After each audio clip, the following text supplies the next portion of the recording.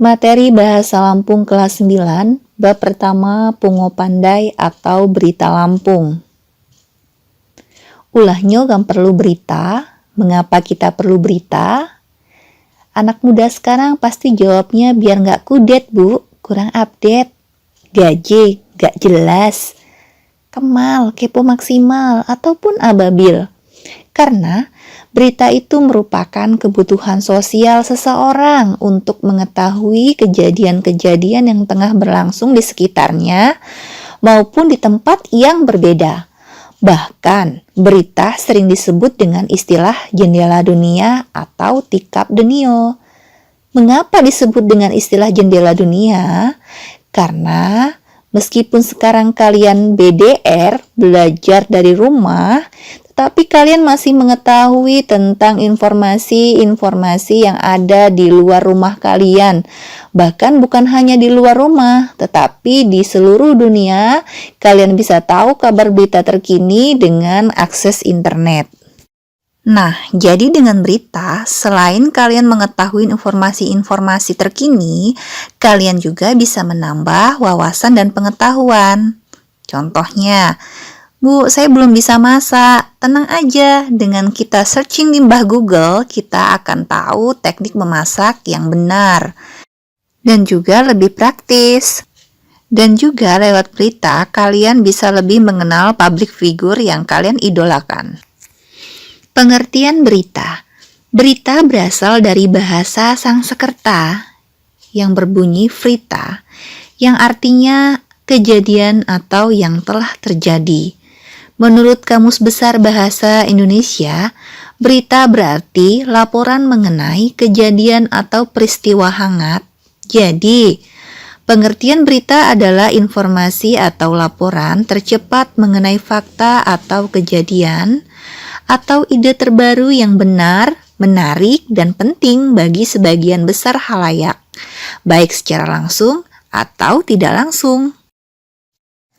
Syarat utama berita terdiri atas 3 macam. Yang pertama adalah akurat, yang artinya adalah kejadian yang nyata dan terpercaya. Contohnya berita corona yang telah banyak diakses oleh beberapa media internet percaya dan juga telah disampaikan oleh pihak pemerintah. Yang kedua yaitu akurat. Artinya adalah kejadian terkini yang masih hangat atau baru saja terjadi. Contohnya adalah berita duka dari dunia selebritis pelawak Omas telah berpulang ke rahmatullah. Yang ketiga yaitu menarik, artinya kejadian yang penting atau bermanfaat dan menarik untuk umum. Contohnya yaitu pengumuman dari Dinas Kesehatan bahwa jamur enoki mengandung racun yang berbahaya untuk kesehatan manusia sehingga dilarang untuk dikonsumsi meskipun pada saat ini jamur enoki sedang naik daun atau digemari oleh kalangan anak muda. Sifat-sifat berita, yakni terkini, baru saja terjadi, penting atau berguna untuk khalayak, akibat, yang artinya yang membuat akibat, contohnya setelah diumumkan jamur enoki mengandung racun, akibatnya masyarakat tidak lagi membeli jamur enoki. Kemudian jarak, masyarakat lebih menyukai berita-berita yang terletak di sekitar mereka daripada berita-berita yang jauh dari jangkauan, contohnya berita luar negeri. Dan yang terakhir adalah emosi, artinya sebuah berita itu bisa menyebabkan emosi bagi pembacanya. Contohnya, saat pemerintah mengumumkan tentang kenaikan tarif listrik, maka pembaca berita tersebut akan terbawa emosi menjadi marah.